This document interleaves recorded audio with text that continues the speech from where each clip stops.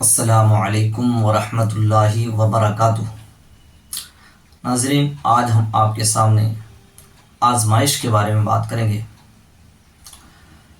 آزمائش اللہ رب العزت اپنے بندوں کو طرح طرح کی نعمتوں سے آزماتا ہے۔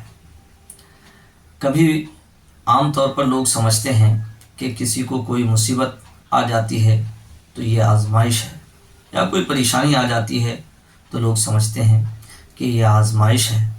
آزمائش کہتے ہیں امتحان لینے کو، اور در حقیقت آزمائش جو ہے وہ نعمتوں کی ہے۔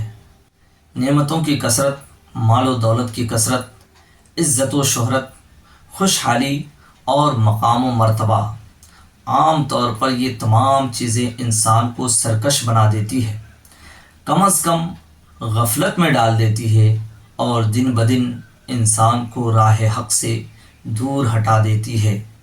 ڈاکٹر اقبال صاحب کہتے ہیں، یہ گھڑی محشر کی ہے تو عرصۂ محشر میں ہے، یہ گھڑی محشر کی ہے تو عرصۂ محشر میں ہے، پیش کر غافل عمل کوئی اگر دفتر میں ہے۔ نعمتوں کی کثرت سرکش بنا دیتی ہے۔ حضرت ابو ہریرہ رضی اللہ تعالیٰ عنہ راوی ہیں، سرکار دو عالم نور مجسم صلی اللہ تعالیٰ علیہ وسلم نے فرمایا، بنی اسرائیل میں 3 شخص تھے، 3 آدمی تھے۔ ایک برس کا مریض تھا، دوسرا گنجا تھا، اور تیسرا اندھا تھا۔ قدرت کو ان تینوں کا امتحان لینا منظور ہوا، چنانچہ اللہ پاک نے ان تینوں کے پاس ایک فرشتہ بھیجا۔ فرشتہ برس والے کے پاس آیا اور کہا، تجھے کون سی چیز زیادہ پسند ہے؟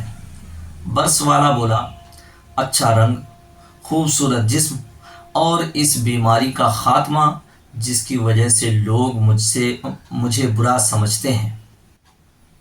فرشتے نے اس کے جسم پر ہاتھ پھیرا تو اس کی بیماری دور ہو گئی اور اسے اچھا خوبصورت جسم دے دیا گیا۔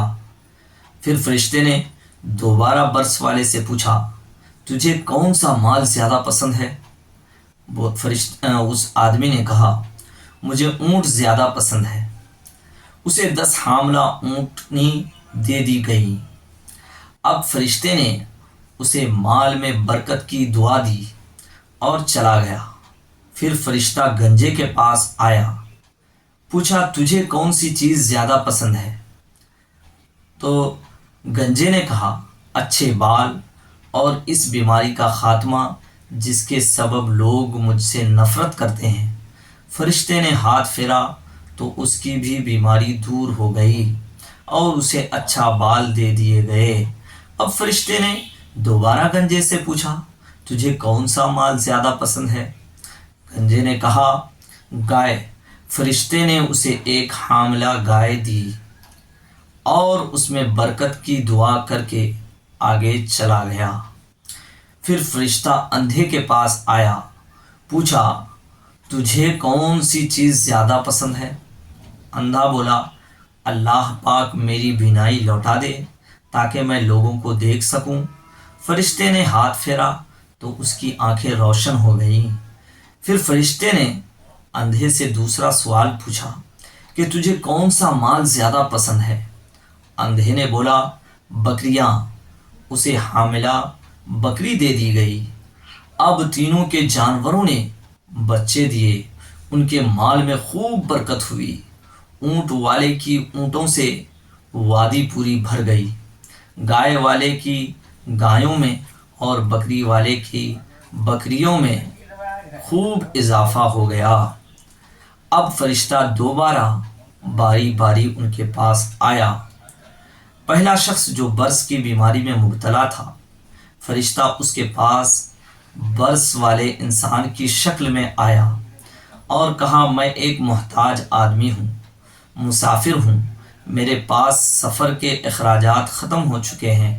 تجھے اسی رب کریم کا واسطہ جس نے تجھے اچھا اور خوبصورت رنگ عطا کیا، مجھے ایک اونٹ دے دو تاکہ میں اپنی منزل پر پہنچ جاؤں۔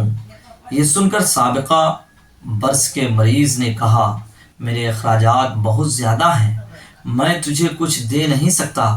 فرشتے نے کہا شاید تو وہی ہے جو پہلے برس کا مریض تھا، پھر اللہ رب العزت جل وعلا نے پاک نے تجھے اچھا رنگ، خوبصورت جسم اور مال و دولت عطا کیا۔